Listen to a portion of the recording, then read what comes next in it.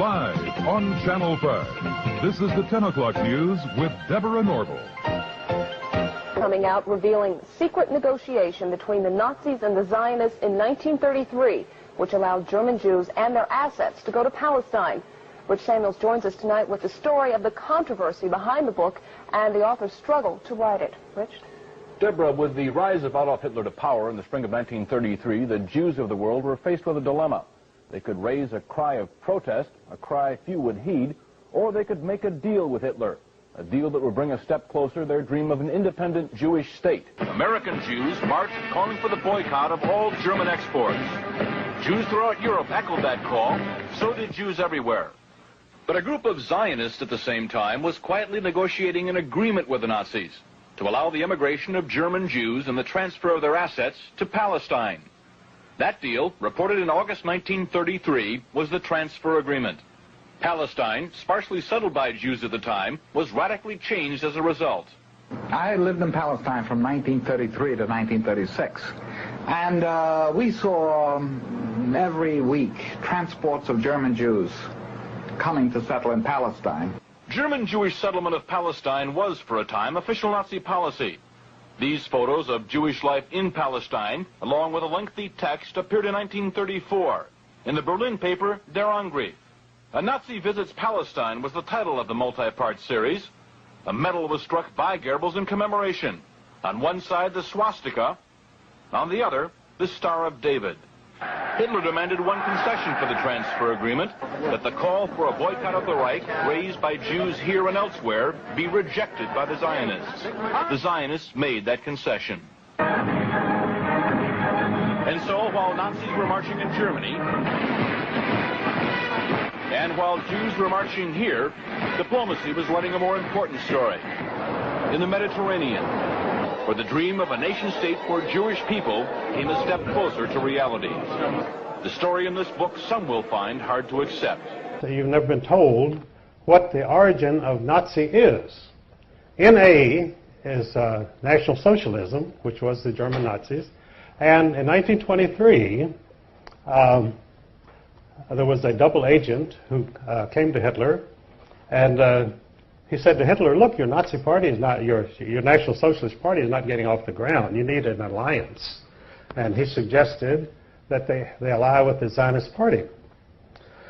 So the NA of National Socialism joined with the Zionist Party in the World Zionist Party in 1923, and ever after was known as the Nazis, NAZI.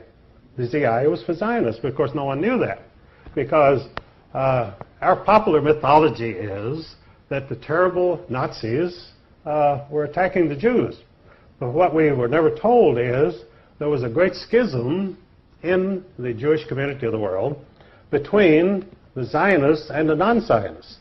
You see, the non-Zionists were the Orthodox Jews who believed you could not have a Jewish state until the Jewish Messiah came. They didn't acknowledge Christ as Messiah, so they were waiting for their own Jewish Messiah to come. Then you would have a Jewish state, and that Jewish state would rule the world.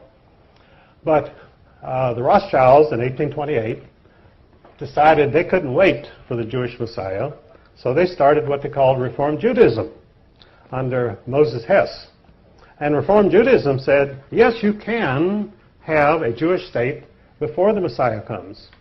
And the reason you could have it was the Rothschilds had made so much money, they said, we'll buy our own state. So the Rothschilds sent people out to the Middle East to have Jewish settlements, and which is today the state of Israel, totally created by the Rothschild money.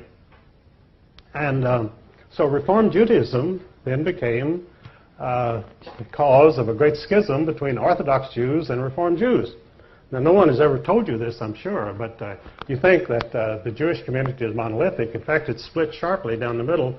But even today, they have riots in the Jewish parliament between the Orthodox Jews and the Reform Jews. And they cannot agree on anything because the basic premise is a fundamental disagreement over whether a Jewish state should even exist today. So in Germany in 1923, the German Jews were quite prosperous and quite happy, and they were not interested in becoming Zionists, and they were not interested in going to Palestine. After all, they had beautiful mansions in Germany. They had symphony orchestras, they had art, they had everything, and they were accepted in the community.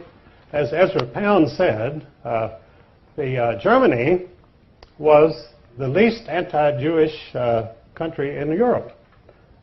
When you went over into Poland and Russia, you had very strong feeling against Jews. But in Germany, they were accepted and happy, so why would you ever have an anti-Jewish government in Germany? And of course, Hitler, allying himself with the Zionists, he said, after all, you're right. He said, we have the same goals. And so he allied with the Zionist party, and the mission of the Nazis was to force the anti-Zionist Jews to accept Zionism. And this is what the concentration camps were about. They put the anti-Zionist Jews in the concentration camps, and they were placed under the direct administration of the Sonderkommandos, who were the Zionist Jews. So the concentration camps were run by the Zionist Jews in order to punish and get rid of the anti-Zionist Jews, which they did. And of course, that's a part of the Holocaust that you're never told, that this was a fundamental Jewish disagreement, which the German people, that Daniel Goldhagen wrote a book in which he said all Germans cooperated in their anti-Jewish feeling and the Holocaust, which was not true at all. The Germans did not even know what was going on, most of them. It's just like in the United States, when we were perfecting the atomic bomb and bombed Hiroshima and Nagasaki, the American people knew nothing about it. It was forbidden to mention the atomic bomb. I was serving in the Air Force at that time. We never heard of any atomic mission or atomic bomb until the bomb was dropped on Hiroshima. So you could say the American people are guilty of the greatest atrocity, the dropping of the atomic bomb on Japanese civilians. But that isn't true. The American people knew nothing about it. I knew nothing about it in the Air Force. And I was right there.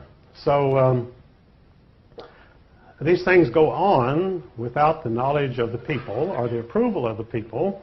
But of course, they have to accept the results. These things happen, and you're stuck with it.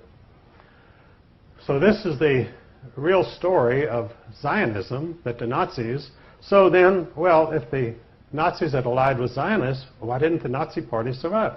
Well, what happened was, in 1945, after the German military was defeated, they brought in the German leaders, the German generals, at the Nuremberg trials, tried and convicted and executed them. They had to execute them because they didn't want them around to testify that about the alliance between the Nazis and the Zionists. So they had to die, and they were executed for that reason. Because, they told about the atrocities that the German generals had committed. But German generals are like any other generals. They don't really commit atrocities. The troops under their command may commit atrocities, but they don't commit any atrocities themselves. These German generals didn't go around shooting Jews or anybody else. But they were executed, and so the Zionist secret was safe.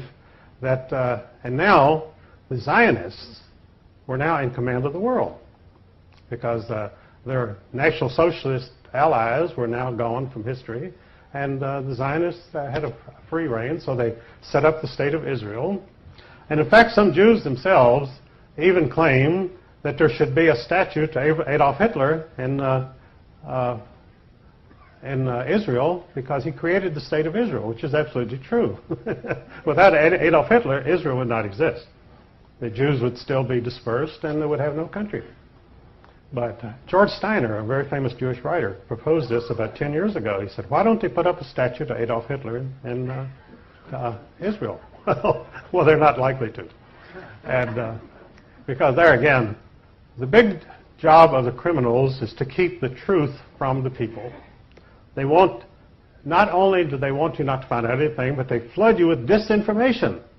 Most of the stuff that you get in the press is absolute lies. And if it's not lies, it's spin or distortions. In other words, they give you 10% of the truth, and the rest is all distortions. And they demonize people so that you're filled with anger against the Holocaust people who murdered all the Jews in Germany. And people do get very angry because of these things. And they don't even know what they're angry about because they're not told the facts. and never will be told the facts, because the press is totally in the hands of the bankers. Because news is a high-budget, capital-intensive operation.